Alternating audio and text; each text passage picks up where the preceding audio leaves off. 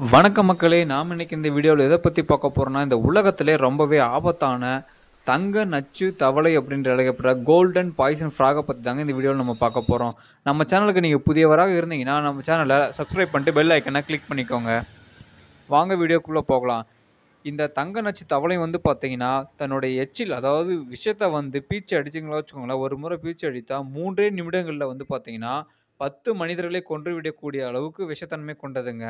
அது மட்டும் இல்லாம 10,000 சுண்டெலிகளையும் கொன்றுவிடக்கூடிய திறன் கொண்டதுங்க இந்த தவளை.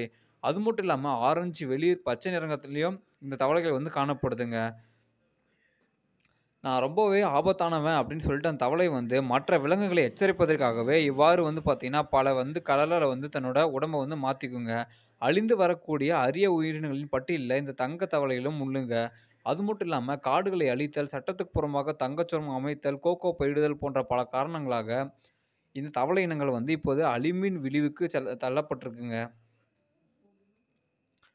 இந்த தங்க நச்சு தவளைகள் வந்து ரொம்பவே ஆபத்தான உயிரினங்கள தவிர, கொடூரமான உயிரினங்கள் அல்லங்க. பொதுவாக நச்சுத்தன்மை கொண்ட விலங்குகளும், பூச்சிகளும், பற்களும், கொடுக்களும் மூலம் நச்சை செலுத்துங்க. ஆனால் இந்த தவளை வந்து பார்த்தீங்கன்னா, தன்னோட தோலில் இருந்து நச்சை பீய்ச்சி விடுகிறதுங்க.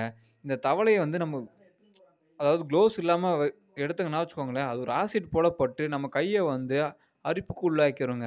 அதுவும் இல்லாம சில நொடிகள்லயே மரணமும் உறுதிங்க நமக்கு. அதுவும் இல்லாம ஆல்கலாய்டு அப்படின்ற விஷம் வந்து பார்த்தீங்கன்னா, தவளையின் தோல் முழுவதும் பரவி இருக்குதுங்க. இந்த விஷம் வந்து பார்த்தீங்கன்னா, நரம்புகளின் செயல்பாட்டை தடுத்துவிட்டு, நரம்புகள வந்து சுருக்குதுங்க. இதனால வந்து இதய தசை வந்து செயலிழந்து நம்மளுக்கு மரணத்தை ஏற்படுத்துங்க. அது மட்டும் இல்லாம, இந்த தவளை இனங்கள வந்து பார்த்தீங்கன்னா, முட்டையிட்டு இந்த தலைப்பிரட்டைகள் வந்து பார்த்தீங்கன்னா, குளங்கள்லயும், ஆத்துக்கள்லயும் தாங்க வாழும். மேலும் இது போன்ற பயனுள்ள வீடியோக்கள